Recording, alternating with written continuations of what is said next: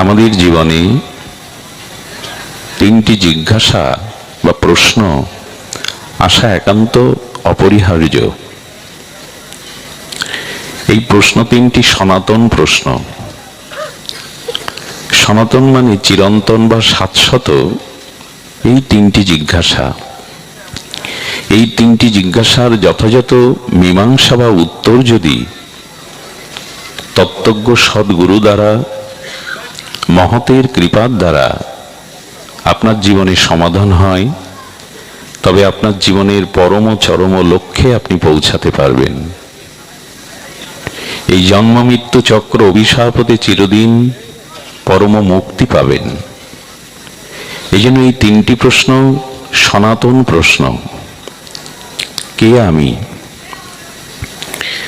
এবং আমার গতি কোন পথে, কোথায় যেতে চাই আমি, এবং এই জরা মৃত্যু দুঃখ আমার জীবনে কেন, কে আমি, কেন মরে যারে তাপত্রয়, কেন আমার জীবনে এই পুনঃ পুনঃ জন্ম মৃত্যু জরা ব্যাধি কর্মফল, আমার প্রকৃত মঙ্গল কিসে, কে আমি, জন্ম মৃত্যু জরা ব্যাধি তাপত্রয় কেন আমার জীবনে, আর আমার পরম মঙ্গল বা পরম কল্যাণ কিসে। এই তিনটি জিজ্ঞাসা কি আমাদের প্রত্যেকে জেগেছে? যদি জেগে থাকে, এই প্রশ্নের যথাযথ মীমাংসা কি আমাদের জীবনে এসেছে? মৌখিক নয়, বাস্তবিক অনুভূতির দ্বারা এই প্রশ্নের উত্তর কি আমরা নিজের জীবনে পেয়েছি?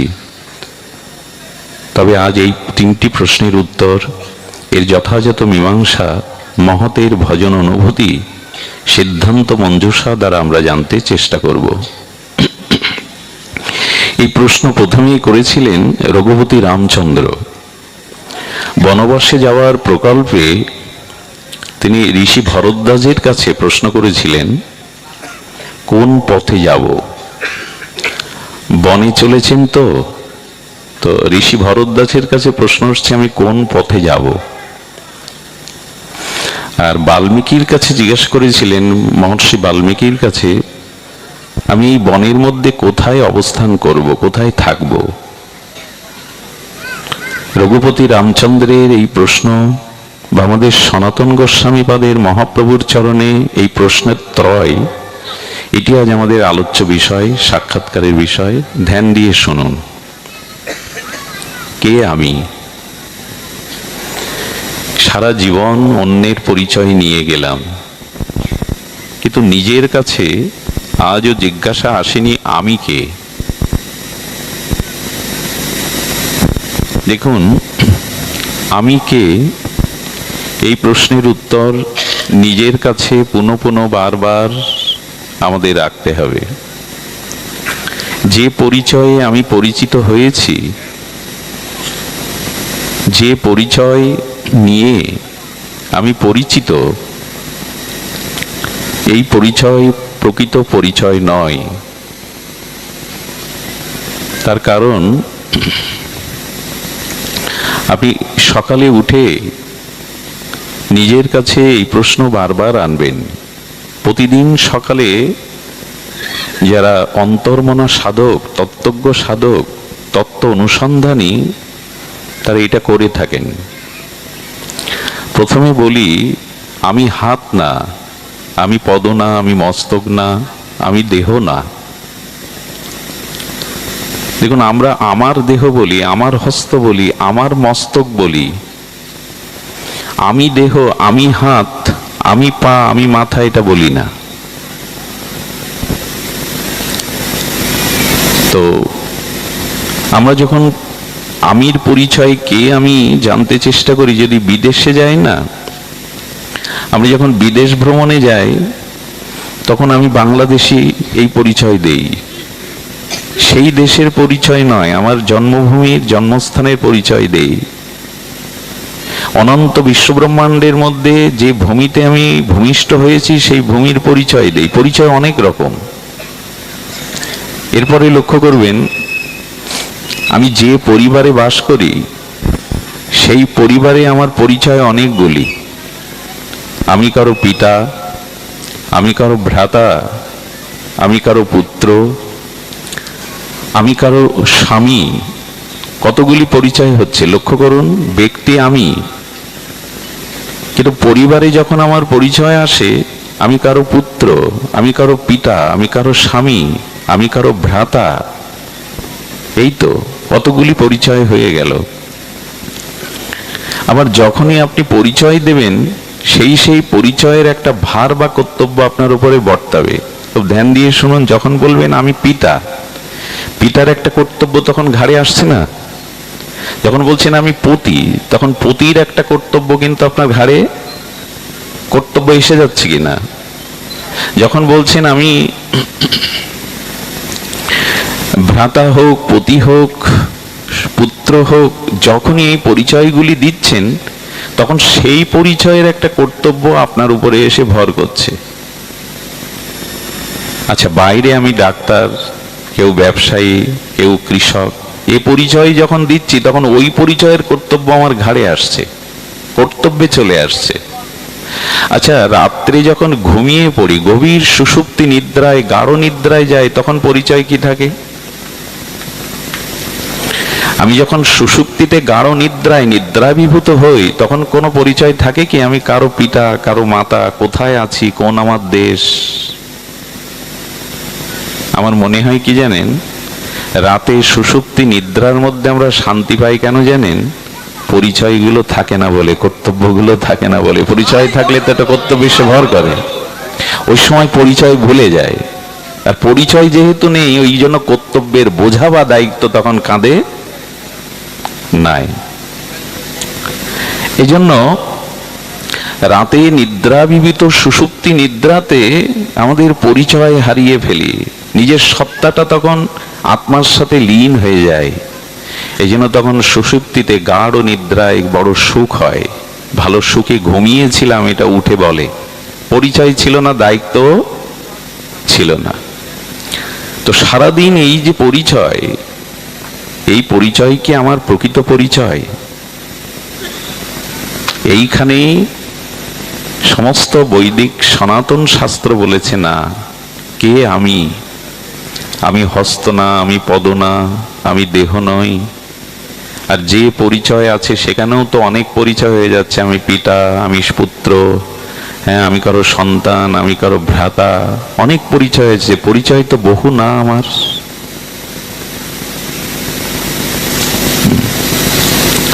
সেখানে শ্রীমদ্ ভাগবত গীতায় ভগবান এই প্রশ্নের উত্তর দিচ্ছেন, মামই বংশ জীবলোক জীবভূত সনাতন। ঈশ্বর অংশ জীব অবিনাশী, চেতন অমল সহজ সুখ রাশি। তুলসীদাস গোস্বামী বলছেন, ঈশ্বর অংশ জীব অবিনাশী, চেতন অমল সহজ সুখ রাশি। রামচরিত মানসের প্রণেতা গোস্বামী তুলসীদাস বলছেন, ভগবান এখানে পরিচয় দিচ্ছেন মামই অংশ, অর্থাৎ আমি শাশ্বত সনাতন ভগবানেরই, আর কারো নই। মেনে নেবেন আপনারা? ভগবান দাবি করছেন তুমি আমার সনাতনের অংশ, আমি অংশী, তুমি অংশ। একটি অগ্নিকুণ্ড থেকে যখন একটি অগ্নিকণা বাইরে বেরিয়ে আসে, ছিটকে চলে আসে, ওই অগ্নিকুণ্ড থেকে অগ্নির স্ফুলিঙ্গ যখন বাইরে আসে, সেটাই বৃহত্তম অগ্নিকুণ্ডের একটি কণা মাত্র, সেটিও আগুন। তেমন ভগবান হলো অংশী, আর আমি তার অংশ, আমি ভগবানেরই। আপনি তারাশিতে আছেন, এখানে আপনার জেলা গোপালগঞ্জ ইত্যাদি লেখা থাকে, কিন্তু ওইখানে একটা পরিচয় সবার এক থাকে, আমরা বাংলাদেশি। থাকে কি না? জেলা আলাদা থাকতে পারে, নাম আলাদা থাকতে পারে, ঠিকানা আলাদা থাকতে পারে, কিন্তু সব জাতীয় পরিচয়পত্রে একটা জায়গায় সবার মিল আছে, আমরা সকলে বাংলাদেশি। তেমনি বলতে হয় শত কোটি পরিচয় নিয়েছি, এটা মূল পরিচয় নয়। মূল পরিচয় আমি ভগবানেরই, আর কারো নয়। দেখুন, কোন যাত্রা মঞ্চে যদি হরিশ্চন্দ্রের রোল করে কেউ, তো অনেক সাধারণ গ্রাম্য লোক ওই যাত্রা দেখতে আসে। একবার উড়িষ্যায় এরকম একটা যাত্রা হয়, একজন সাধারণ অজ্ঞ গ্রাম্য সরল মূর্খ লোক যাত্রা শুনতে এসেছে, দেখছে হরিশ্চন্দ্র সব দান করছে, রাজ্য দান করছে, সবকিছু। উনি পরের দিন যাত্রা ভঙ্গের পরে পরের দিন খুঁজতে খুঁজতে যিনি হরিশ্চন্দ্রের রোল করেছেন ওনার বাড়ি গেছে। তো সন্ধান নিতে নিতে ওনার বাড়ি গিয়ে ওনাকেই জিজ্ঞাসা করছেন, কালকে যিনি হরিশ্চন্দ্রর ভূমিকাতে ছিলেন এটা কি হরিশ্চন্দ্রের তার বাড়ি? উনি নিজেই প্রশ্ন করছেন, কেন? হরিশ্চন্দ্র এত দাতা, এত দান করেছেন, তাই আমি তার কাছে এসেছি, আমি গরিব দুঃখী, আমারও যদি কিছু দান করেন। তখন উনি বলছেন, হরিশ্চন্দ্র কালকে এখানে ছিল, আজকে চলে গেছে। উনি বললেন, যদি পরিচয় দিতাম, তোর সরলতায় আমাকে ঘিরে ধরত, আমায় কিছু দাও। এই যে পরিচয় আমরা সংসারে অভিনয় করছি, রঙিন রঙ্গমঞ্চে, সংসার রূপ মঞ্চে, এ পরিচয়ে থাকলে আপনি যন্ত্রণায় মরে যাবেন। এই পরিচয়টা ঘুচান, গিয়ে বলুন, প্রভু আমি তোমার। এভাবে রঙ্গমঞ্চে কেউ পিতার ভূমিকায়, কেউ মায়ের ভূমিকায়, কেউ স্ত্রীর ভূমিকায় অভিনয় করছি মাত্র, কর্তব্য করছি মাত্র, কিন্তু এরা আমার কেউ না। 50 বছর আগে এরা কেউ ছিল না, আগামী 50-60 বছর পরে এরা কেউ, কিন্তু ভগবান চিরদিনের, চিরন্তন, আমি তার থেকেই এসেছি, অন্য কোথাও থেকে আসিনি। দেখুন, পিতামাতা আমার দেহ দিতে পারে, আত্মা দিতে পারে না। দেহ আত্মা সৃষ্টি করতে পারে না, আত্মাই দেহকে সৃষ্টি করে। খুব মূল্যবান কথা, নোট করে নিন হৃদয়ে। দেহ কখনো আত্মা সৃষ্টি করতে পারে না, আত্মা আছে তাই দেহের সৃষ্টি। আত্মাটা পিতামাতা দিতে পারে না, ডাক্তারও দিতে পারে না। আত্মা তো তিনি, সেই স্বয়ং সচ্চিদানন্দ বিভু, সচ্চিদানন্দ ভগবান পরমাত্মা, তিনি আত্মা রূপে এই দেহের মধ্যে কৃপা করে এসেছেন। এই জন্য আমি তার। এবং এই জড় দেহ, এই পিণ্ড, রক্তমাংসের পিণ্ড, জড় দেহ, এগুলিও আমার নয় তো। যে 5টা থেকে এই দেহকে প্রকৃতি রচনা করেছিল, মৃত্যুর সাথে সাথে ওই 5টা ধার নিয়েছিলাম, আবার তাকে দিয়ে দিতে হয়। শেষ নিঃশ্বাস ত্যাগ মানে, শেষ নিঃশ্বাস ত্যাগ মানে তো মৃত্যু। অমুক শেষ নিঃশ্বাস ত্যাগ করেছেন, তার মানে বাতাসটা বাতাসে ছেড়ে দিলাম, অনন্ত ব্রহ্মাণ্ডের যে বায়ুতে ছেড়ে দিলাম। যার কাছ থেকে দেহের এই 5টা উপাদান নিয়ে দেহটা, রক্ত মাংসের পিণ্ড তৈরি হয়েছিল, ধার নিয়ে নিঃশ্বাস ত্যাগ মানে বায়ু ছেড়ে দিলাম। আচ্ছা, কোনো মৃত লাশের গায়ে হাত দিয়ে দেখেছেন লাশটা তাপ হয় কিনা? শিশু হোক, বৃদ্ধ হোক, যুবক হোক, সব লাশের গায়ে হাত দেখবেন বরফের মতো। কেন? কেন? অগ্নিতত্ত্ব, যে তাপ তত্ত্ব, সেটা চলে গেছে। এই প্রপঞ্চময় বিশ্ব ব্রহ্মাণ্ডের থেকে ওই 5টা জিনিস কুড়িয়ে এই দেহটা তৈরি হয়েছিল। প্রতিমা তৈরি করতে গিয়ে যেমন কাদা আনলো, মাটি আনলো, জল আনলো, খড়কুটো আনলো, এইগুলি দিয়েই তো একটা প্রতিমার রূপ দেয়।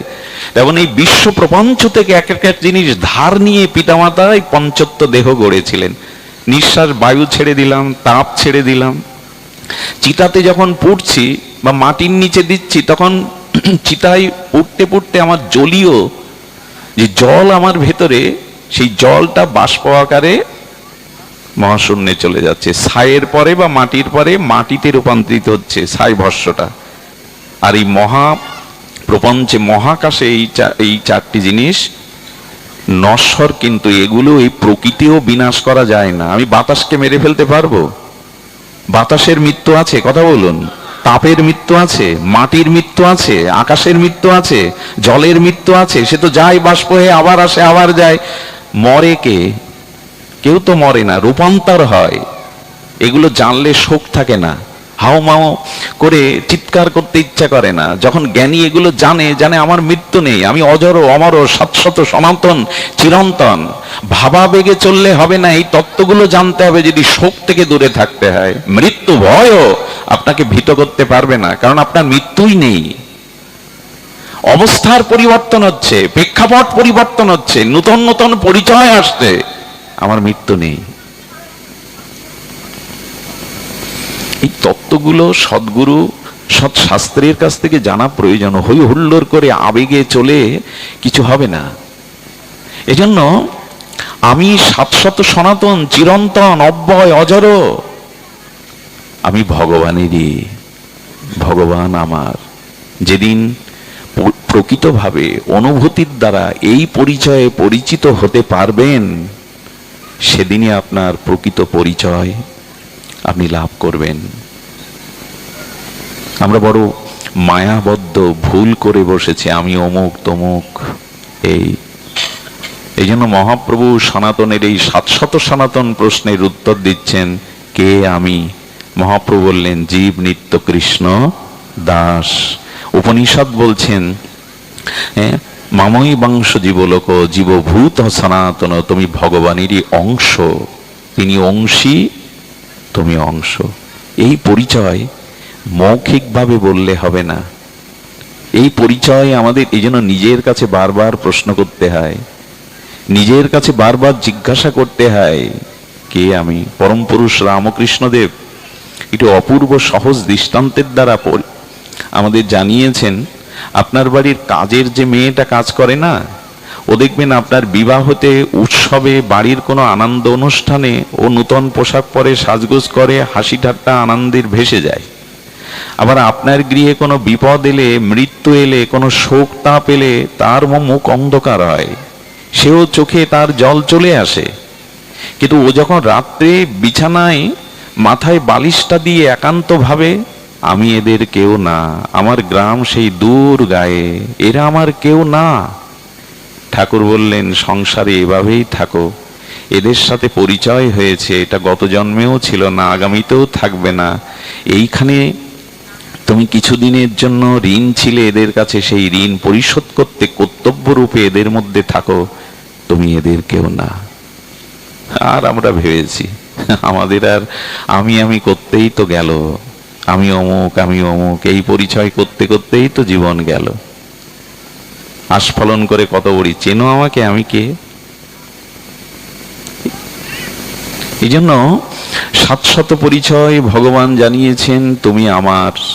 পৃথিবীতে সব থেকে চিরন্তন সত্য কথা যখন ভগবান বলে তুমি আমার, এটাই সত্য। আর জীব জগতের যখন কেউ বলে তুমি আমার, আচ্ছা বলুন তো, আমার বস্তু তো আমার অধীন, এই করতালটা আমার বলছি, এটা আমার অধীন না?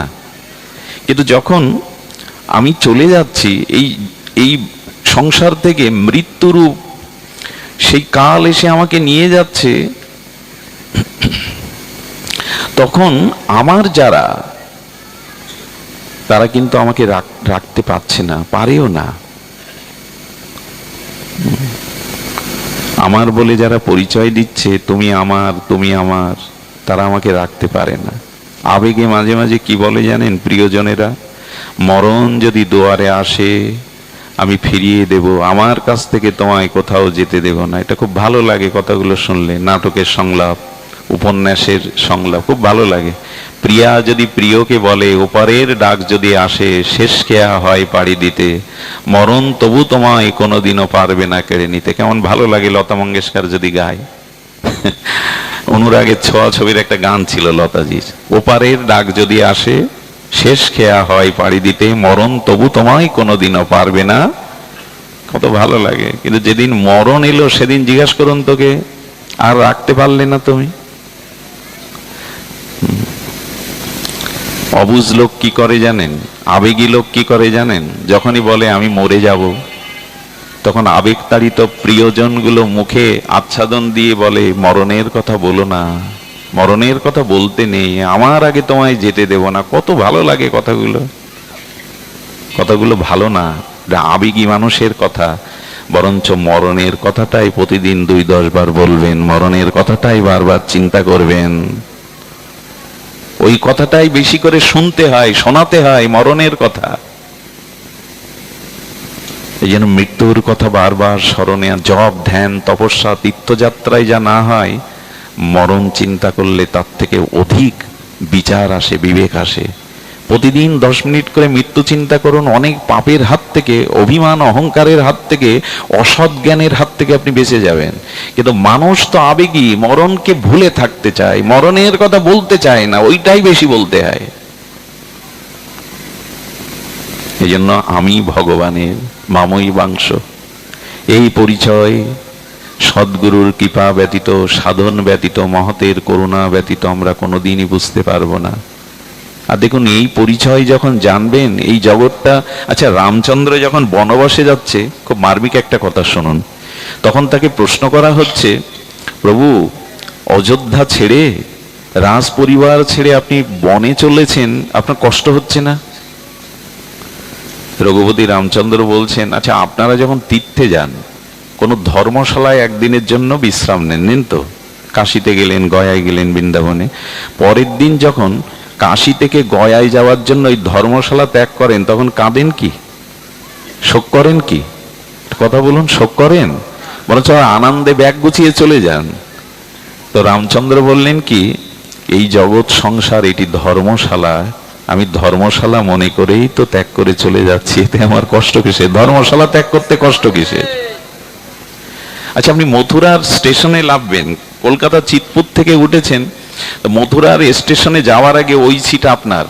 কেউ যদি বাইরে যায়, রুমালটা রেখে যায়, অন্য কেউ ভুল করে বসলে এসে বলে সিট আমার, ছেড়ে দিন। কিন্তু কোটি কোটি লোক ওতে বসে, আমার দাবি করি। যখন স্টেশনে নেমে গেলেন, ট্রেনটা ছাড়তে চলে গেলে খুব কষ্ট হয় কি, চোখে জল আসে কি?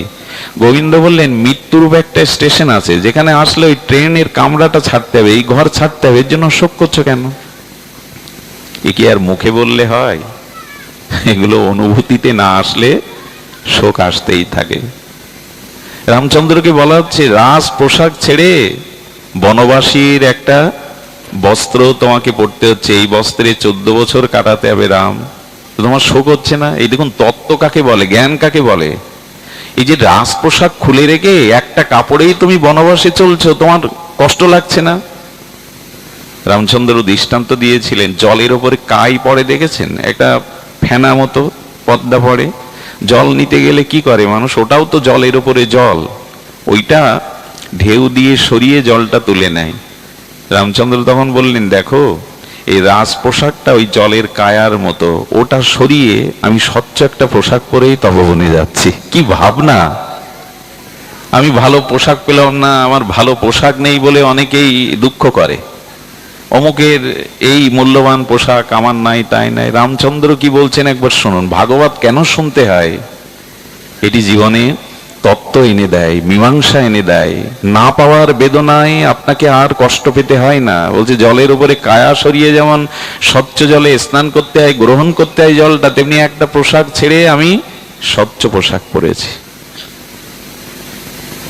আচ্ছা রঘুপতি, তুমি যেখানে রাসমুকুট পরিধান করবে সেখানে বনবাসী হচ্ছ, তোমার কষ্ট হচ্ছে না বলে এর দ্বারা আমার 4টি কল্যাণ হচ্ছে, আমার 4টি মঙ্গল হচ্ছে। প্রথমত, আমি পিতার সত্য পালন করতে পারছি। দ্বিতীয়ত, মায়ের ইচ্ছা পূরণ করতে পারছি, কইকেই তো আমাকে কৌশল্যার থেকে ভালোবাসে, তো তার ইচ্ছা পূরণ করতে পারছি। তৃতীয়ত, ভরতের মতো এমন ভাইকে আমি রাজ্য অভিষেক বা রাজ্য সিংহাসনে দেখতে পাচ্ছি। আর চতুর্থ, রাম যদি রাজ্য অভিষেক করে অযোধ্যায় থাকতো, আমি প্রজ্ঞা জ্ঞান লাভ করতে সুযোগ পেতাম না, কিন্তু 14 বছর বনবাসে ঋষিমণিদের সান্নিধ্যে আমি সাধু সঙ্গ পাবো, শাস্ত্র আলোচনা পাবো, এটা আমার জীবনকে ধন্য করবে।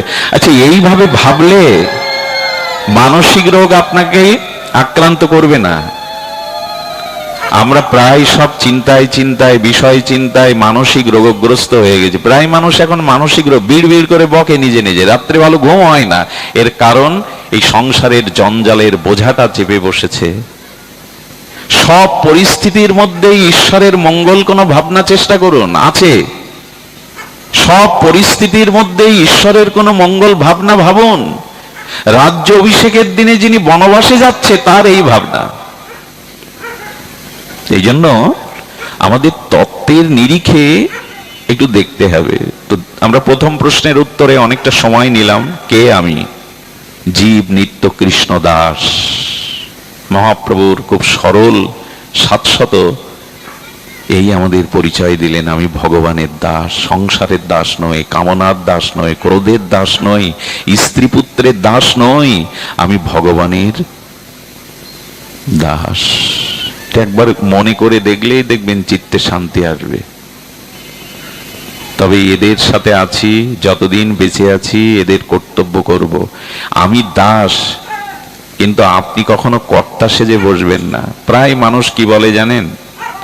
স্ত্রী পুত্র সংসার পরিজনদের বলে, আমি আছি বলে কিছু বুঝতে পারছো না, আমি না থাকলে বুঝতে পারবে।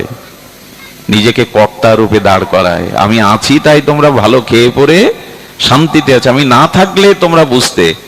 ছোট্ট কথা কি, তুমি না থাকলে ওদের কোনো ক্ষতি হবে না, ওদের প্রারব্ধে যা প্রাপ্তি ওরা ঠিক ঠিক সেটা পেয়ে যাবে। তুমি ওদের ভরণ পোষণের মালিক নও।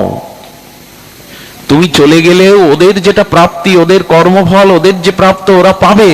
তুমি কর্তা নও। তোমার কারণে কেউ বেঁচে আছে, তোমার কারণে কেউ সুখী আছে এমন নয়। ওদের কর্মফল যেটুকু পাওয়ার ওরা পাবে, তুমি ওদের কর্তা সাজতে যেও না। এই জন্য আমি ভগবানের দাস, এই পরিচয়। দ্বিতীয় প্রশ্নের উত্তর, রামচন্দ্র একটু অন্য আঙ্গিকে প্রশ্ন করেছিলেন ঋষি ভরদ্বাজের কাছে, আমি কোন পথে যাব? এই প্রশ্নের উত্তর আমাদের জীবনে মীমাংসা হয়েছে তো। আমার পথ কোনটি? সংসারের অনেক জটিল পথেই তো চলেছি, পথের শেষ নাই, পথ কোনটি? যুধিষ্ঠির মহারাজ অবশ্য বলে গেছেন, মহাজন যেন গতসা পন্থা। মহামানবগণ তাদের অতীন্দ্রিয় অনুভূতির দ্বারা যে পথকে রচনা করেছে, তুমি তাদের অনুগামী অনুসারী হয়ে সে পথেই চলো। আমরা মহাজনের পথে চলি তো? আমরা মহাজনের দেখানো পথে চলি তো? আচ্ছা, যুধিষ্ঠির মহাপ্রস্থানে গেল কোন পথ দিয়ে? স্বর্গরাহনে পঞ্চপাণ্ডব দ্রৌপদীকে নিয়ে মহাপ্রস্থানে চলে গেল। মহাপ্রস্থান শব্দের অর্থ হলো যে পথে গমন করলে আর পুনরায় ফিরে আসতে হয় না। যুধিষ্ঠির একমাত্র সেই মহাপ্রস্থানের পথে গেলেন। এই পথ কোথায় পেল যুধিষ্ঠির? আর কেউ পায়নি। আপনারা জানেন, যেখান থেকে মহাপ্রস্থানের পথ, ওই পথটা আজও যারা যায়, ওই কেদার বদ্রীনারায়ণ ওই পথ দিয়ে স্বর্গারোহণের যে পথ দেয়, দেখবেন সাদা সাদা বরফ, মানে সবকিছু যেন পুড়ে ছাই, সাদা হয়ে গেছে, ছায়ের মতো, তুলোর মতো। সংকেত দিচ্ছে কি জানেন? যদি মহা নির্জান মহাপ্রস্থানে যেতে চাও, যাতে জগতে আর না আসতে হয়, তাহলে কামনা বাসনাকে পুড়িয়ে দাও, ছাই করে দাও। বাসনা থাকলে কিন্তু আবার আসতে হবে। কামনা বাসনাকে পোড়াও।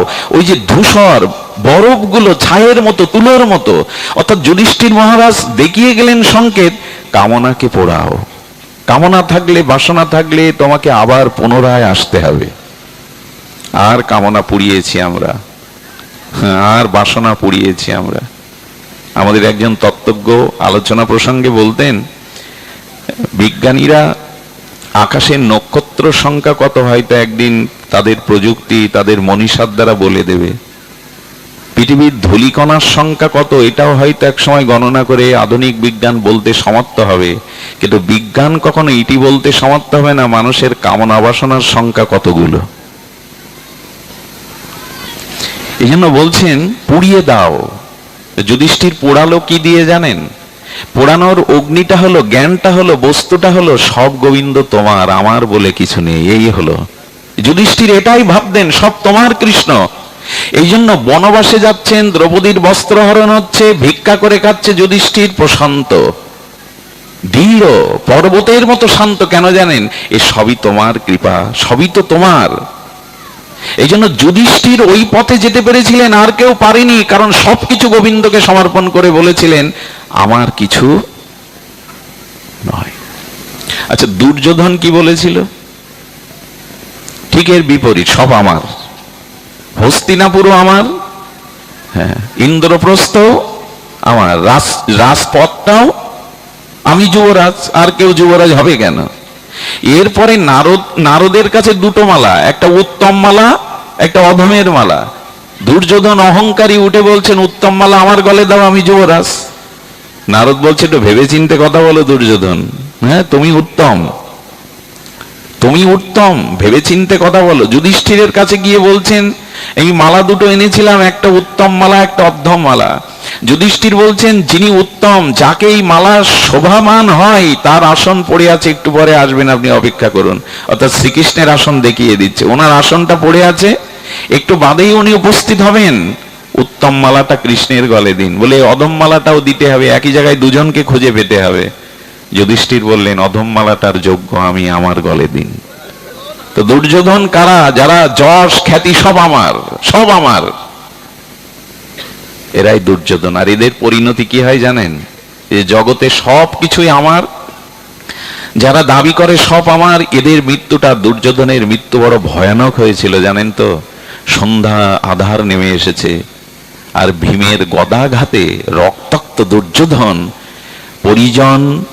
পরিজনহীন, আত্মীয়হীন, সমবেদনা জানানোরও কেউ নেই, ছটপট করছে কুরুক্ষেত্রে, রক্তাক্ত যন্ত্রণাকাতর দুর্যোধন। সন্ধ্যার সময় পাশে সমবেদনা জানানোরও। দেখো, সংসারে যারা আমি অহংকার নিয়ে থাকে, সব আমার দাবি করে যারা, অহংকারী যারা, আমিত্বই যাদের প্রধান সত্তা, যে সব আমার, এদের মৃত্যুটা দেখো। এরা পরিজনহীন, সজ্জনহীন, অনুভূতি জানাবার কেউ নেই, যন্ত্রণায় ছটফট করছে, চারিদিকে ভাইদের লাশ, রক্ত, শোক, এর মধ্যে যন্ত্রণায় কাতর দুর্যোধন মোর্চা। যুধিষ্ঠিরের দিকে তাকাও, যিনি অভিমান ত্যাগ করে সর্বস্ব গোবিন্দকে দিয়েছেন, তার পথটা দেখো, মহাপ্রস্থানের পথ। কোন পথ চাই আমরা? এই যে কামনা বাসনা, পাপ অপরাধ জড়ো করে যাচ্ছি ভোগ বাসনা প্রবৃত্তির দ্বারা, পথ পাবো তো? মৃত্যুর পরে পথ পাবো তো? আমার মনে হয় কোন পথে যাব এই জিজ্ঞাসার উত্তর হলো, মৃত্যুর পরে আপনি কোথায় যাবেন ওটা এখন ঠিক করে নেন। মৃত্যুর পর কিন্তু দেহ থাকবে না, ওই সময় আপনার কোনো স্বাতন্ত্র ইচ্ছার, এখন যেমন দেহটা আছে, আপনি পূর্বে যেতে পারেন, পশ্চিমেও যেতে পারেন, আপনি পুণ্যের পথে যেতে পারেন, পতন বা পাপের পথে যেতে পারেন। মৃত্যুর পর কিন্তু দেহ থাকবে না, ওখানে আপনার ইচ্ছায় তখন কিছু করতে পারবেন না। তখন সারা জীবনের কর্মফলই আপনাকে পথ দেখাবে আপনি কোথায় যেতে চান। এখনই ঠিক করে নেন যে আপনি কোথায় যাবেন, পথ ঠিক করে নেন। এই যে ডাক্তারবাবুর এই যোগ্য অনুষ্ঠানে আসতে গিয়ে আমাদের একটা পথ চিনে আসতে হয়েছে। লক্ষ্য বস্তুতে পৌঁছাতে গেলে আগে থেকে পথ নির্দেশনাটা, মৃত্যুর পরে যাব কোথায় মা, ঠিক করেছি? বলে ঠিক করা যায়? বলে অবশ্যই যায়। আব্রহ্ম ভুবনা লোকা পুনরাবর্তিনা সহার্জুন মামপ্রেত্য তু কন্তে পুনর্জন্ম ন বিদ্যাতে। অর্জুন, অর্জুন ব্রহ্মালোক পর্যন্ত গেলেও তাকে আবার ফিরে আসতে হয়, কিন্তু যে একবার আমার চরণে এসে পৌঁছায় তাকে আর পথহারা হতে হয় না, আর সে জগতে ফিরে আসে না। কোথায় যাব এটা তো আগে নির্ণয় করতে হয়। আমরা পথহারা, কোথায় যেতে চায় আদৌ? যা একটা হবে, মানুষকে জিজ্ঞাসা করলে কি বলে জানেন? ও মরার পরের কথা ভেবে লাভ কি, যা একটা হবে। এগুলো মূঢ়তা, এগুলো অজ্ঞানতা। আপনি সামান্য ভারতে যাবেন, তার আগে কত ভিসা, পাসপোর্ট, কোন স্থানে যাবেন, কার বাড়ি যাবেন, কোন ল্যাগেজ নেবেন, এত কিছু গোছগাছ করা লাগে।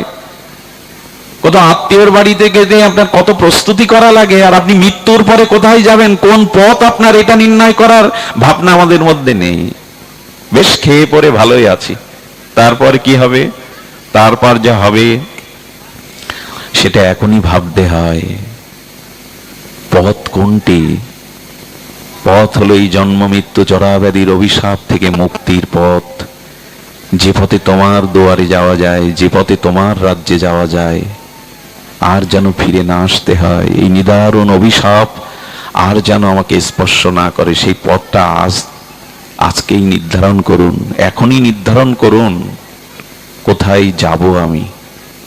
মৃত্যুর পর কিন্তু কোনো খাতির খাটবে না, সেখানে অর্থ, পদ, যশ, খ্যাতি আপনাকে আলো দেখা দেবে না, আপনি ওখানে পথই পাবেন না। কিছু মনে করবেন না, আমাদের উপরে 7টা লোক আছে, ভুব সা মহাজন সত্য তপ, এরপরে তো আরো আছে, হ্যাঁ, অযোধ্যা, বৈকুণ্ঠ, গোলক, বৃন্দাবন, বিরজার ওপারে, এরকম অনেক। এই লোকগুলোর কথা জানতে হয়। আচ্ছা, শুকর কুকুরগুলো মরে ওদের আত্মা কোথায় যায়? মাছি, এত কীট পতঙ্গ, ওদের আত্মায় ভুবলোক ছেড়ে ভূলোকে যেতে, ঊর্ধ্বলোকে যেতে পারে না। খুব ধ্যান দিয়ে শুনুন, খুব দার্শনিক বিচার করেছেন এখানে। শুকর কুকুরগুলো মারা গেলে ওদের আত্মার গুলো গতি কি হয়? অত্যন্ত পাপী আত্মহত্যাকারী, জীবনে সারা জীবন অপরাধ পাপ করে গেছে, এদের আত্মাগুলো এই ভারী স্তর থেকে উপরে যেতে পারে না। এদের আত্মার, জীবাত্মার গতি ঊর্ধ্ব দিকে হয় না। এদের আত্মাগুলো এই ভারী স্তরে। প্রায় 200 বছর হতে চলল আমাদের অবতার বা খুব বেশি বড় মহাপুরুষ 100-150 বছরের মধ্যে আসছে না। হ্যাঁ, অনেক মহামানব এখনো পৃথিবীতে আছে, প্রাতঃস্মরণীয় বন্দনীয় চরণ বিদগ্ধজন, কিন্তু অবতার মহামানবের সংখ্যা কমে গেছে। এর কারণ কি? এর কারণ কি জানেন? ঊর্ধ্ব স্তরের আত্মাগুলো এই ভারী কামনা বাসনার বাতাসের মধ্যে আসতে চায় না। আবার বলি, ওই পবিত্র ঊর্ধ্ব আত্মাগুলো বর্তমান পৃথিবীতে যে কামনা বাতাসনার বাতাস ভারী হয়ে গেছে, এই পাপময় কামনাময় এই ভারী বাতাসের মধ্যে ওই শুদ্ধ আত্মাগুলো আসতে চায় না। এই জন্য থেমে গেছে, পৃথিবীটা কামময় হয়ে গেছে, ভোগময় হয়ে গেছে। এই জন্য এখানে শুদ্ধ আত্মাদের আগমন কমে গেছে। সে রবীন্দ্রনাথ আর আসে না। যদি মহামানবদের দেখেন, সেই ঠাকুর অনুকূলচন্দ্র, স্বামী বিবেকানন্দ, স্বামী প্রণবানন্দ, কতজন এই বাংলাতেই তো মহাপ্রভুর ঠাকুর হরিদাস, পুণ্ডরিক, বিদ্যানিধি, কে না এসেছে। তাদের আশাটা থেমে গেছে কেন জানেন? এরাই ভারী স্তরে এই কামনা বাসনার বাতাসে আসতে চায় না। এজন্য এই বাতাস ভেদ করে এদের আত্মাগুলো ঊর্ধ্ব দিকে যেতে পারে না। এজন্য আজকে এখান থেকে সাধন ভজন করে পবিত্র সদাচারের দ্বারা, ভগবত উপাসনার দ্বারা পথটা রচনা করে নিন। নাহলে কিন্তু আত্মা ঘুরপাক খাবে, জীবাত্মার উদ্যোগতি হবে না। কত জন্ম এইভাবে শুকর, কুকুরে, পশু, জীব জন্তু, স্থাবরে অস্থাবরে এগুলো জন্মাতে হবে, উদ্যোগতি হবে না তো। আর একটা বিপদ কি জানেন? ঈশ্বর স্মরণ না করলে, ভগবানের নাম চিন্তন না করলে, সৎ চিন্তা না করলে কি হবে জানেন? এই যে অশরীরী আত্মাগুলো ঘুরে বেড়াচ্ছে ভারী স্তরে, ওরা লোম দিয়ে, নিঃশ্বাস দিয়ে আপনার ভিতরে ঢুকে গিয়ে ওদের যে কামনা বাসনার কাজটা, অসমাপ্ত কাজটা আপনার মধ্যে দিয়ে করিয়ে নেবে। আমি তো খুব দ্রুত বলে গেলাম কথাটা খুব স্মরণযোগ্য কথা, চিন্তার কথা। এই যে অপবিত্র আত্মাগুলো ঘুরে বেড়ায় না, জীবাত্মাগুলো, ওরা খুঁজে বেড়ায়। যারা খুব অসৎ চিন্তা করে, কাম কামনার চিন্তা করে, অশুভ চিন্তা করে, নিঃশ্বাসের মধ্যে দিয়ে এই অতৃপ্ত আত্মাগুলো তাদের দেহকে অবস্থান করে। আত্মা কত যাতায়াত করে জানেন নিঃশ্বাসের দ্বারা? আমাদের মধ্যেও তো কত কৃমি কীট, অনেকগুলো আত্মা রাখা আছে এর মধ্যে। আত্মা বহু কোটি কোটি, ওরা ঢুকে পড়ে ওদের অসমাপ্ত পাপ গাছগুলো আপনার দ্বারাই করিয়ে নেয়। মাঝে মাঝে মানুষ এমন পশুবৃত্তির কাজ করে বসে, পরেক্ষণে বিবেক দিয়ে ভাবে, এটা আমি কি করে করলাম, আমার দ্বারা কি করে হলো। আপনি করেননি তো। ওই যে অসৎ চিন্তা করেছিলেন, অশুভ চিন্তা করেছিলেন, ভগবানের চিন্তা ভুলে গিয়েছিলেন, সেই কারণে ওরা আপনার শরীরে প্রবেশ করে ওই কাজগুলো করিয়ে নিয়েছে। একটা দৃষ্টান্ত আমি বহু পূর্বে দিয়েছি। নিদ্রাজয়ী মহাপুরুষ ভগবত দর্শন করেছিলেন যিনি, সিদ্ধ বিজয় কৃষ্ণ গোস্বামী, নামটা আপনাদের অনেকের পরিচিত। ইনি ভগবত দর্শন নিদ্রাজয়ী মহাপুরুষ। উনি আশ্রমে বসে বসে, আশ্রমের দুয়ারে একদিন ভগবত চিন্তা করছে, হরিনাম করছে। হঠাৎ সামনে দেখছে লক্ষ্মী দেবী। আরে কমলা দেবী, তুমি এসেছো লক্ষ্মী দেবী। বড় পণ্ডিতজি রাধাকুণ্ডে বলেছিলেন, ঘটনাটা মনে দাগ কেটে আছে। লক্ষ্মী দেবী তুমি, এটি মহাপুরুষ তো, শাস্ত্রজ্ঞ পুরুষ তো। দেখছেন এ তো লক্ষ্মী না, লক্ষ্মীর মতো দেখতে, এত অপরূপ রূপ। লক্ষ্মী কাকে বলবে জানেন? যার গলে বিলম্বিত পদ্ম ফুলের মালা থাকবে, তাও শুকনো না, সদ্য প্রস্ফুটিত, গন্ধমণ্ডিত, তিনিই লক্ষ্মী। তো দেখছে পদ্ম ফুলের মালা নেই, তখন ধ্যানের দ্বারা তার অন্তর্দৃষ্টি দিয়ে দেখছেন আশ্রমের ভেতরে ওনার এক শিষ্য পর স্ত্রীর চিন্তা করছে, কামের চিন্তা করছে। ওর শরীরে ঢুকবে বলে এসে দাঁড়িয়েছে ওই রূপ নিয়ে, ঢুকতে পারছে না কেন জানেন? ওই মহাপুরুষ বসে বসে হরিনাম করছে, এই জন্য ওর ভেতরে প্রবেশ করতে পারছে না, কিছুক্ষণ পর চলে গেল। তবে আমাদের ভেতরে এই অশুভ চিন্তা করলে, অসৎ চিন্তা করলে ওরা আসে, ওরা আমাদের ভেতরে ওদের অসাপত্য কামনা বাসনা পূরণের জন্য ভেতরে প্রবেশ করে। সতর্ক থাকতে হয়, সৎ চিন্তা এই জন্য করতে হয়, ভগবানের নাম রূপ চিন্তা এই জন্য করতে হয়, ওরা যাতে প্রবেশ না করতে পারে। মানুষ এত নারকীয় কর্ম করছে কেন এখন? চিন্তা সৎ নেই তো। এই জন্য গোবিন্দ গীতাতে একটা কথা, তসমাৎ সর্বেষু কালেষু মামনুষ্যর। গোবিন্দ বলেছেন, তসমাৎ সর্বেষু কালেষু, ওগো সর্বদা আমার চিন্তা করো। তসমাৎ সর্বেষু কালেষু, সবসময় করতে বলছেন কেন? যে সময়টা তুমি নাম বিরতি করবে সেই মুহূর্তে তোমার ভিতরে অশুভ চিন্তাগুলো প্রবেশ করবে। শত্রু তোমার বাইরে নেই, শত্রু তোমার ভেতরেই। শুভ চিন্তা করো, তাহলে ওরা প্রবেশ করতে পারবে না। যেমন দেখবেন কোনো বাড়ি তৈরি করার পরে যে ইটটা প্লাস্টার করে রং দিয়ে দিলেন, কোনো দামি রং দিয়ে দিলেন, আর ঠিক ওই রং প্লাস্টার করা ইটের পাশে একটা খালি ইট প্লাস্টার না করে রং না দিয়ে রেখে দিলেন, 1 বছর পরে কি দেখবেন? বাতাসে যে ছত্রাকগুলি আসে, শাওলা ছত্রাক, ওটা খালি ইটে জমে গেছে। কারণ ও স্থান খুঁজছিল ছত্রাকগুলো, ওর স্থানটা পেয়ে গেছে, কিন্তু যে প্লাস্টার করা রং তুলি দেওয়া ওখানে ছত্রাক জমেনি, তার মানে ওই স্থানে বসার ওর অধিকার। যারা অসৎ চিন্তা করে, ভগবানের নিত্য নিরন্তর সৎ চিন্তা দূরীভূত করে বিষয় ভাবনা অসৎ চিন্তা করতে থাকে, কাম কামনার, ওখানে অশরীরী অপবিত্র আত্মাগুলো ঢুকে তাদের পাপ কাজগুলো আপনি করছেন না, আপনাকে করিয়ে নিচ্ছে। খুব সতর্ক হতে হয়। ভগবানের চিন্তন, শুদ্ধ চিন্তা করতে হয়। আপনি দেখবেন মানুষ এখন বৃহৎ সার্বজনীন কোনো সৃজনশীল চিন্তা ভুলে গেছে। কথাটা শোনার জন্য অনুরোধ করছি। মানুষ যখনই কোনো সৃজনশীল বৃহৎ চিন্তা ভুলে যায়, ক্ষুদ্র চিন্তা নিয়ে থাকে আমার ভোগ বাসনার, তখন তার ভিতরে প্রদূষণ আছে, দূষিত হয়ে যায়। শুনুন তাহলে, স্রোতস্বিনী পতিত পাবনী গঙ্গা স্রোত বইছে, কত কাল ধরে বইছে। গঙ্গার জল অপবিত্র, গঙ্গার জল মলিন হচ্ছে না। এখন প্রদূষণ হতে পারে, কিন্তু সহসা মলিন হয় না। ঘরে রেখে দিন 6 মাস, পোকা জন্মাবে না। এখনো গঙ্গার ওই মহিমা আছে। কারণ গঙ্গা গোমুখ থেকে, যেখান থেকে গঙ্গার উৎসমুখ, ওখানে অনেক ঋষিরা বসে তপস্যা করছেন। ওই গঙ্গার জলে তাদের তপসাধনা মিশানো আছে। ওই যেখান থেকে গোমুখ, গঙ্গার উৎপত্তি স্থল, ওখানে অনেক সঞ্জীবনী, অনেক ঔষধি গাছ আছে। ওদের ঔষধি গুণটা গঙ্গার জলে ভেসে আসছে। এই জন্য আজও ঘরে রেখে দিলে 6 মাস গঙ্গার জল অপবিত্র হয় না। এই কাল কোলাহলের বর্তমান যুগেও গঙ্গার জল আজও পবিত্র।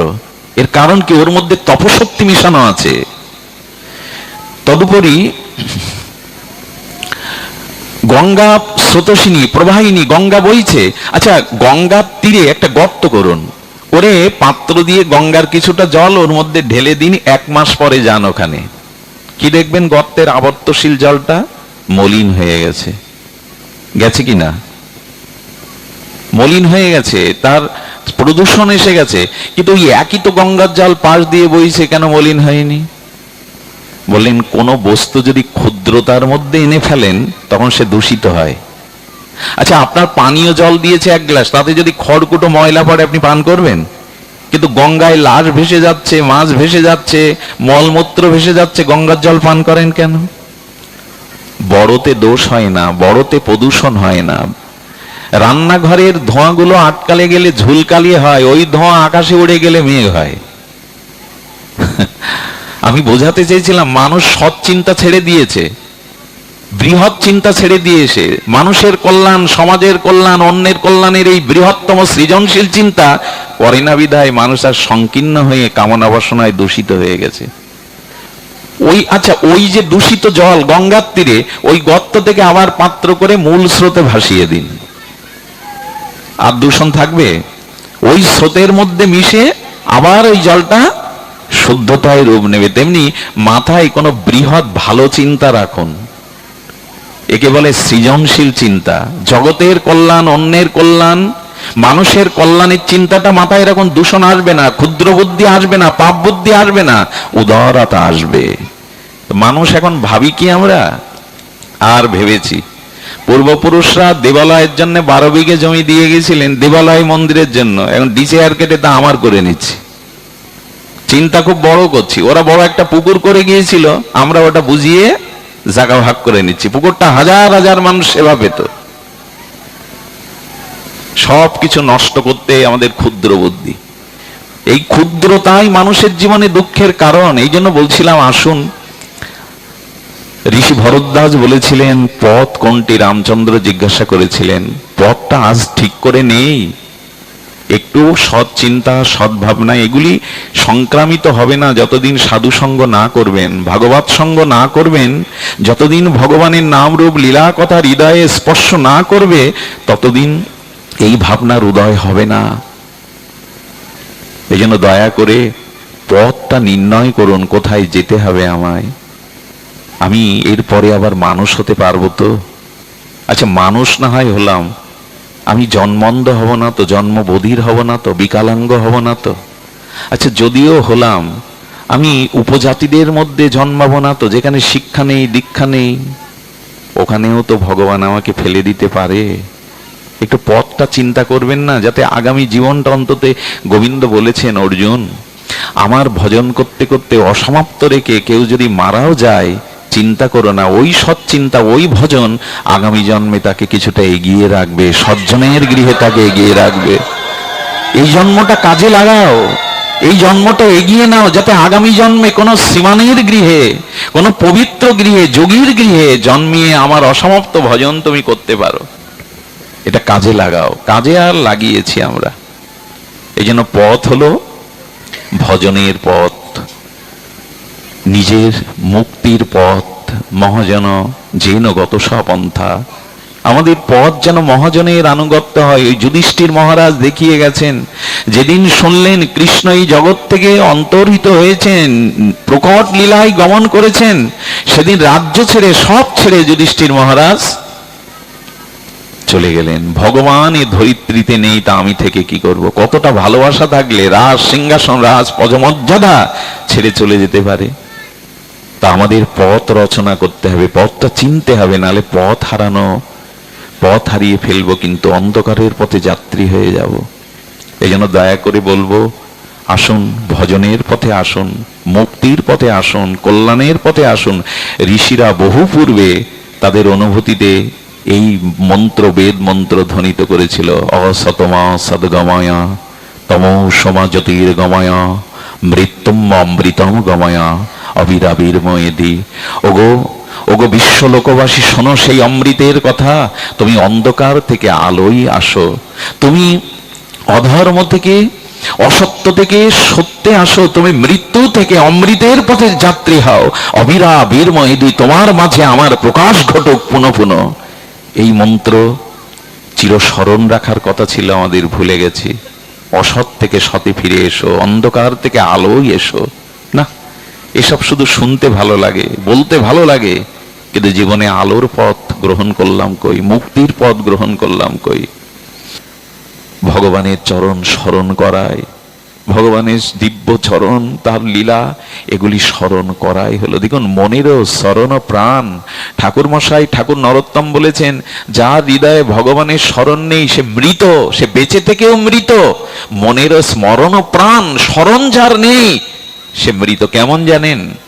বড় পণ্ডিতজি বলেছেন, মৃত ব্যক্তিকে কবলিত করবার জন্য সব ভোগ শৃগাল কুকুর আসে, আর চিল শগুনগুলো আছে, মরা প্রাণীর মাংসকে ওরা ছিঁড়ে খাওয়ার জন্য আসে। কিন্তু মরার পাশে যদি ভান করে কোনো জীবন্ত মানুষ মরার ভান করে পড়ে থাকে, ওর বুকে কেউ আসবে না, কারণ ওরা জেনে যায় অনেক দূর থেকে ওর মধ্যে প্রাণ আছে। ঠাকুর মশাই বললেন, ভগবত স্মৃতি যার হৃদয়ে নেই সে মরা তাকেও ছিঁড়ে খাবে, কাম ক্রোধ তাকে শৃগাল শুকরের মতো ছিঁড়ে খাবে। স্মরণ করো ভগবানকে।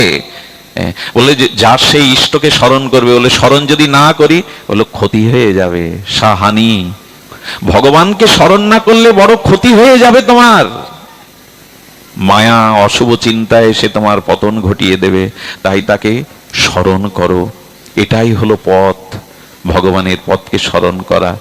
কে আমি, কেন মরে যারে তাপত্রায়, পথ কোনটি? এই ভজনেরই পথ আমাদের পথ, গোবিন্দ রাধারানী চরণের পথ আমাদের পথ। আর বলেছিলেন মহর্ষি বাল্মীকিকে রামচন্দ্র বলেছিলেন, থাকবো কোথায় বলে দিন, তপবনে এসেছি কোথায় থাকবো? কি বলেছিলেন জানেন? চিত্রকূটে বাস করো, চিত্রকূটে বাস করো। আর আমাদের ঠাকুর মশাই বলছেন, যদি বাস করতেই হয় সাধু সঙ্গ হরি কথাতে বাস করো, সাধু সঙ্গ হরি কথাতে বাস করো। এটাই হলো বসবাসের একমাত্র জায়গা। এই জন্য গৃহটাকে কৃষ্ণের সংসার করো, গৃহটাকে সকাল সন্ধ্যা ঝাঁস খোল কত্তাল বাজিয়ে হরিনামের ধ্বনিতে পবিত্র করো। ওখানে অতিথি এলে তাকে সেবা দাও, ওখানে গৌর গোবিন্দের বৈষ্ণব আরাধনা করো, যাতে গৃহটায় আশ্রম হয়, গৃহটায় মন্দির হয়। সাধু সঙ্গে হরি কথাতে থাকো, আর এখানে অন্য কিছু প্রবেশ করতে পারবে না। লোভ সাধুসঙ্গ হরিকথাতে রাখো। বাস যদি করতে হয় তবে সাধু সঙ্গে বাস করো, সাধু সঙ্গ হরিকথার মধ্যে অবস্থান করো। এর মধ্যে থাকলে না অশুভ চিন্তা মায়া তোমাকে গ্রাস করতে পারবে না।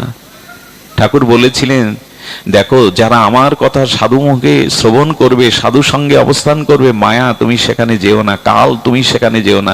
দেখবেন হরিকথা শুনতে শুনতে হাত ঘড়ির কথা মনে থাকে না, সময়টা কখন পেরিয়ে যায় মনে থাকে না। মানে কাল এখানে ঢুকতে পারে না, সময় এখানে প্রবেশ করতে পারে না, এখানে কোনো সংসার চিন্তা কামনা বাসনার চিন্তা মনে স্থান করতে পারে না। এই জন্য এখানে কালের প্রবেশ নেই, এখানে সময়ের শাসন নাই। একটা অনাবিল প্রশস্তির অবস্থান হলো এই সাধু সঙ্গ। তুলায়াং লাভে না পিনা সার্গাং না পুনর্ভবং ভগবত সঙ্গী সংঘর্ষ মত্ত নাম কিমত শিশা। ছোট্ট একটা দৃষ্টান্ত দিয়ে সাধু সঙ্গের কোথায় আমাদের অবস্থান করতে হবে এর একটা দৃষ্টান্ত দিয়েই পাঠ বিশ্রাম রাখি। খুব মার্মিক এই লীলাটি আপনাদের স্মরণে আসবে। রামলীলাতে রাঘবেন্দ্র সরকারকে নাগ পাশে আবদ্ধ হতে হয়েছিল। লীলাটি ধ্যান দিয়ে শুনবেন আশা করি।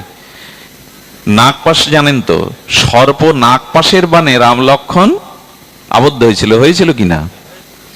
তো স্বয়ং ভগবান সচ্চিদানন্দ পূর্ণ ব্রহ্ম শাশ্বত সনাতন ভগবানকে কেউ বাঁধতে পারে তো? নাগ দিয়ে তাকে বাঁধা যায় তো? ভগবান একটি লীলা দ্বারা আমাদেরকে কিছু সন্দেশ পৌঁছেছিলেন, জগৎজীবকে একটি চরম পরম শাস্ত্রীয় শিক্ষা দিলেন। দেখুন যশোদার ক্ষমতা আছে কি? যশোদার ক্ষমতা আছে কি ভগবান ধরা না দিলে, তিনি বাধার স্বীকার না করলে তাকে দাম দিয়ে বাঁধবে, রঞ্জ দিয়ে বাঁধবে? অধরেকে ধরা যায় না, তিনি নিজে ধরা দিয়েছেন লীলার জন্য, লোকশিক্ষার জন্য। তো এখানে রামচন্দ্র সর্প নাগে আর আবদ্ধ হয়েছেন। নাগপাশ, লীলাটির নাম নাগপাশ। এখানে ধ্যান দিন, ভগবান শঙ্কর অর্থাৎ সদাশিব সর্বদা রামচন্দ্রের নাম মহিমা স্মরণ কীর্তন করেন। তো ভগবান শিবের গলায় আছে সর্প, তাই তো? ভূষণ হয়ে আছে। ভগবান শিবের গলায় কি আছে? সর্প আছে, তা অলংকার হয়ে ভূষণ হয়ে। তো যে ভগবান শঙ্কর রামচন্দ্রের উপাসনা করেন, পঞ্চমুখে ভগবানের নাম কীর্তন করেন, সেই সর্প ভগবানকে বাঁধতে পারে? যে সর্প ভগবান শিবের বশ, তা তার প্রভুর বশ তো হবেই, কিন্তু ওখানে বাধা পড়লো যে এই নাগ পাশে আবদ্ধ হয়ে। আচ্ছা বাধা পড়লো ভাবলাম, ভগবান বন্ধন মুক্ত হতে পারেন না? পারেন কি না? কিন্তু সিদ্ধান্তটা অপূর্ব। সিদ্ধান্ত দিচ্ছেন ভগবানও, যেন জগৎকে জানাচ্ছেন আমারও বন্ধন আমি খুলতে পারি না, সাধুগুরুর কৃপা লাগবে তবে আমার বন্ধন খুলবে। আমার বাঁধন আমিও খুলতে পারি না। এই জন্য উনি কার স্মরণ নিলেন জানেন? সঙ্গে সঙ্গে নারদজির স্মরণ নিলেন। এই দেখুন, সর্বশক্তিমান ভগবান নিজে নাগপাশে বন্ধন স্বীকার করে স্মরণ নিচ্ছেন কার? নারদের, ভক্তের। আহা, নারদ এসে বলছেন প্রভু আপনি নাগপাশে আবদ্ধ। বলে হ্যাঁ, আপনি গরুরকে স্মরণ করুন, কারণ গরুরের সাথে সাপের একটা প্রতিকূল স্বভাব আছে, যেখানে গরুর ওখানে সর্প থাকবে না। আচ্ছা গরুরও তো ভগবান বিষ্ণুর বাহন, বাহন কিনা? পরম পরিকর ভক্ত বাহন। ভক্ত লাগছে ভগবানের বন্ধন মুক্ত করতে, সংকেত দিচ্ছে কি? সংকেত দিচ্ছে সাধুগুরু বৈষ্ণব তোমার বন্ধন কাটাবে, আমি ভগবান আমারও বন্ধন ভক্ত কাটাচ্ছেন। এই জন্য গরুর এলো, গরুর এসে যখন বন্ধন খুলে দিল, তখন দেখুন সাধু সঙ্গের মহিমা দেখুন। তখন গরুরের মনে মনে মোহ এসে গেল। কি মোহ জানেন? ইনি ভগবান তো, নিজে বন্ধন মুক্ত হতে পারলেন না, ভগবান তো অনন্ত জীবকে মায়ার বাঁধনে, বিশ্বের কোটি কোটি জীবকে মায়ার বন্ধনে বেঁধেছেন, আর তিনি বন্ধন মুক্ত করতে আমারে ডাকলেন, তো ইনি ভগবান তো। সংশয় মোহ এসে গেল। যেই মোহ এসে গেল সে আর শান্তি পাচ্ছেন না, ইনি ভগবান তো। আচ্ছা এই মোহ দূর করবার জন্য কৈলাসে ভগবান শঙ্করের কাছে শরণাপন্ন হলেন, হে ভগবান। আচ্ছা লক্ষ্য করুন তো, যখন গরুর চলতো তখন তার দুই পাখনা থেকে বেদ গায়ত্রী, বেদ মন্ত্র ধ্বনিত হতো সঙ্গীত সুধায়। তার মানে বেদ উচ্চারণ করলেও, ভক্ত হলেও, ভগবানের বাহক হলেও যদি মোহ এসে জন্মায় সন্দেহ, তখন আর ভক্তি দাঁড়াবে না। তো এই জন্য আমরাও যে এই হাজার হাজার হাজার সাধু সঙ্গ করলাম, শত শত হরিকথা শুনলাম, আমাদের মোহ যাচ্ছে না কেন? আমার মনে হয় বেদ মন্ত্র উচ্চারণ হলে কি হবে, হরিকথা হলে কি হবে, উপযুক্ত নির্মল শুদ্ধ সাধুসঙ্গ যতদিন না হবে ততদিন ক্রিয়া করবে না। এই জন্য তো সৎসঙ্গ সাধুসঙ্গ কেন বলছে, নিষ্কিঞ্চন ভজনানন্দী সজাতীয় সয় শুদ্ধ চরিত্র বিশুদ্ধ সাধুসঙ্গ না হলে, বিশুদ্ধ হরিকথা না হলে, পাঠের আগেই যদি বলি এত টাকা না হলে পাঠ করতে যাব না, তার পাঠ শুনবেন না, তার পাঠ শুনে কোনো কাজই নেই। হরিকথাকে যারা বিতরণ না করে বিক্রি করে, এদের মুখে হরিকথায় কোনো কাজ দেবে না। এটা বিতরণের জিনিস, বিক্রয়ের জিনিস নয়। সমস্যাটা কোথায়? লব মাত্র সাধু সঙ্গে সর্বসিদ্ধি হয়। 1 সেকেন্ডকে 11 ভাগ করলে তার যে সময়টুকু সঙ্গ করলে সর্বসিদ্ধি হয়, তো এত সাধু সঙ্গ করছি, চিত্তবৃত্তি শুদ্ধ হচ্ছে না কেন আমাদের? এত হরিকথার প্লাবন বইছে, আমাদের চিত্ত শুদ্ধি হচ্ছে না কেন? বললেন না, অবৈষ্ণবের মুখে হরিকথা সর্পসৃষ্ট দুগ্ধের মতো বিষক্রিয়া করবে। কার মুখে হরিকথা শুনতে হয়? প্রকৃত সাধু, প্রকৃত সৎসঙ্গ না হলে আপনার মোহ যাবে না। এই জন্য একটু সতর্ক করেছে, সব জায়গায় দৌড়ানো যাবে না। তার মানে আমার কাছে দৌড়ে আসুন, আমি কিন্তু আদৌ তা বলছি না, ক্ষমা করবেন। শুদ্ধ সজাতীয় নির্মল চরিত্র ভক্তের সঙ্গ করুন, তবেই ক্রিয়া করবে, তবেই ক্রিয়া। হই হুল্লোড় করে সব জায়গায় ছোটার কথা বলেনি। সজাতীয় সয় স্নিগ্ধ ভজনানন্দী শুদ্ধ যার অনুভূতি আছে তার পাশে গিয়ে বসুন, সংক্রামিত হবে।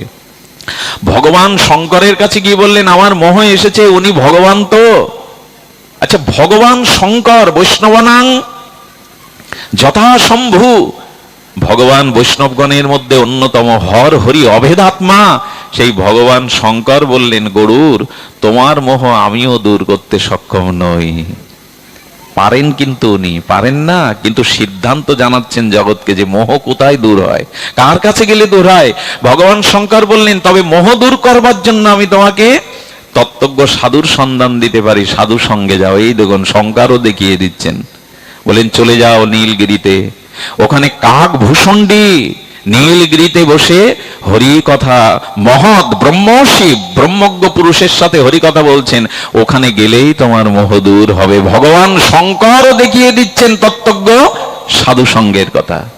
এখানে আসতে হবে। সাধু সঙ্গ মহৎ কৃপা ছাড়া এই জীবনে এক পাও আপনি প্রগতি ভক্তির পথে এগিয়ে যেতে পারবেন না। আজ পর্যন্ত যার যেটুকু করুণা হয়েছে ভক্তি পথে, এগুলো গুরু কৃপা, সাধু কৃপা, বৈষ্ণব কৃপা, ভগবত কৃপা ছাড়া এক পাও এগিয়ে যাওয়ার কারো কোনো সামর্থ্যই নেই।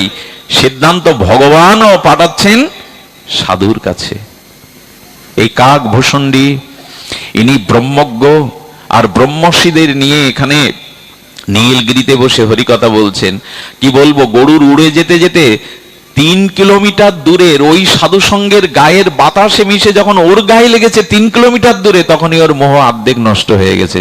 গরুর তখন প্রণাম করে বলছেন, যার বাতাসে 3 কিলোমিটার দূরেও মোহ নষ্ট হয়, না জানি তার সঙ্গে, তার শ্রীমুখে হরিকথা শুনলে কি জাতীয় ভক্তি হয়। এই জন্য সাধু সঙ্গেই যেতে হবে, মহৎ সঙ্গেই যেতে হবে। এটাই হলো আমাদের বসবাস করার স্থান। যে সাধু সঙ্গ তো রাত দিন করতে পারবেন না, কিন্তু মনে মনে স্মরণে স্মরণে আপনি ব্রজবাস করবেন, সাধু সঙ্গে বাস করবেন। সাধু সঙ্গ করলে একটা ফল হতে পারে। আমাকে অনেকে প্রশ্ন করেন, এভাবে রাত রাত দিন রাত ছুটছ, এর ফল কি? আমি বলি, এটা আমার মনে বিশ্বাস আছে, জানো, যেদিন মৃত্যু এসে কাছে দেখা দেবে, যেদিনে শরীর অসার হয়ে যাবে, বাহু স্মৃতি থাকবে না, সেদিন যদি মনে পড়ে তারাশীতে এইসব ভক্তগণের মাঝে এমনি করে একদিন সঙ্গ করেছিলাম, ওই স্মৃতি যদি আসে, ওই স্মৃতি যদি স্পর্শ করে, তো পার হয়ে গেলাম। মানুষ টাকা পয়সা সঞ্চয় করে বৃদ্ধ বয়সে বাড়ি বসে বসে সেই ধন উপভোগ করে, সেই ধন ভাঙিয়ে উপভোগ করে। তেমনি সাধু সঙ্গ সারা জীবন ধরে করলে মৃত্যুর সময় যদি একবার ওই সাধুর মুখখানা, শ্রীগুরুর মুখ, ওই সাধু সঙ্গের কথা স্মৃতিপটে মনে আসে, আপনি সাধু স্মরণ করলেই পার হয়ে গেলেন। এই জন্য অবস্থান করতে হবে, বাস করতে হবে সাধু সঙ্গে, মহৎ সঙ্গে। এই সাধু সঙ্গের অপার মহিমা, অপরের মহিমা স্বয়ং ভগবানও। আর জগতে যেখানে ভক্তগণ মিলিত হয়ে ভগবানের দিব্য গুণগাথা আস্বাদন করেন, ভগবানও সেই স্থান পরিত্যাগ করেন না, সেই স্থানে গিয়ে উপনীত হন। এই জন্য আমাদের বাস করতে হবে সাধু সঙ্গ হরিকথাতে। এর মধ্যে যতদিন আছি, এটা লক্ষণের গণ্ডির মতো, এই গণ্ডির মধ্যে সাধু সঙ্গ হরিকথার মধ্যে যতক্ষণ আমরা আছি, যতদিন আছি, আমাদের রাবণ রূপ আর কেউ বিষয় এসে হরণ করতে পারবে না। সাধু সঙ্গেই বাস। কবে হবে রাধা কুণ্ডে বাস, কবে হবে সাধু সঙ্গে বাস। তাই মরমী ভক্তগণ প্রভাতে ভগবানের কাছেই প্রার্থনা করেন, প্রভু তোমাকে পায় আর না পায় নিত্য সাধু সঙ্গ দিও। প্রভু তোমাকে পায় আর না পায়, আমাকে নিত্য সাধু সঙ্গ দিও, যাতে তোমার শুদ্ধ ভক্ত সঙ্গ পেয়ে আর তোমাতে ভক্তি হয়। ভক্তি ভগবান দিবেন না, ভক্তি ভক্তই দেন। ভক্তি সম্পদটা ভগবানের হলেও সেটা ভক্তের হৃদয় দিয়ে দিয়েছেন। তাই ভক্তি পাওয়ার একমাত্র উপায় সাধু সঙ্গ, ভক্ত সঙ্গ। এছাড়া দ্বিতীয় কোনো পথ খোলাই নেই। সাধু সঙ্গের কি মহিমা আপনাদের কি বলবো।